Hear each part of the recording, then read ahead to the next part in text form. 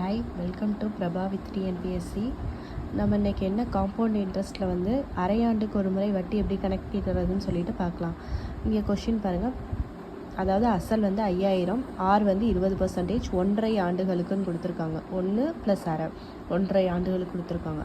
அரை ஆண்டுக்கு அப்படின்னாலே, அரை ஆண்டுனாலே மீனிங் என்ன? ஒரு வருஷத்துக்கு 2 டைம் அரையாண்டுனா. அப்போ இங்கே 1.5 வருஷம்னா எத்தனை டைம் நம்ம அரையாண்டு வரும்? 3 டைம். ஸோ 3, அதுதான் என்னங்க. 6 வந்து 2ஆல் டிவைட் பண்ணிக்கணும் அரையாண்டு சம்முக்கு. ஸோ இங்கே 10% ஆயிரும். 20 2ஆல் வகுக்கும் போது 10% ஆயிரும். அடுத்து எப்பவும் போல் ஃபார்முலா மெத்தட் யூஸ் பண்ணுறதுனா ஃபார்முலா மெத்தட் போடலாம். P × 1 + R/100 whole power n. என்னுக்கு பதிலாக 3 போட்டுறணும். இந்த வேல்யூஸ் எல்லாம் சப்ஸ்டியூட் பண்ண போகிறோம்.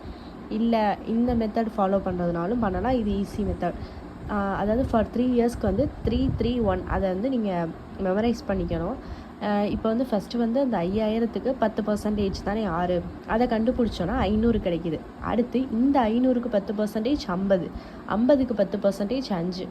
இந்த வர்ற ஆன்சர்ஸை ஃபுல்லாக ஆட் பண்ணிங்கன்னா அதுதான் உங்களுக்கான அரையாண்டுக்குள்ளே வட்டி. 1.5 ஆண்டுகளுக்குள்ள கூட்டு வட்டி இதுதான். நெக்ஸ்ட்டு அதே மாதிரி கொஸ்டினில் ஒரே ஒரு ட்விஸ்ட், இதை பார்த்து யோசிக்க வேணாம்.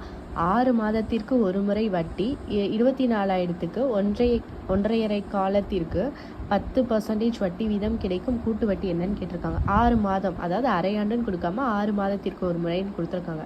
அரையாண்டு தானே அதுக்கு மீனிங். அப்போ அதே தான், 1.5 வருஷத்தில் எத்தனை டைம் அரையாண்டு வரும்? 3 டைம் வரும். So n = 3. இங்கே 6க்கு வந்து 10% கொடுத்துருக்காங்க. அரையாண்டு சமுக்கு 2ஆல் டிவைட் பண்ணிக்கணும். அப்போ 5%. அதே மாதிரி சப்ஸ்டியூட் பண்ணிங்கன்னா ஆன்சர் வந்து 3783 கிடைக்கும். தேங்க்யூ.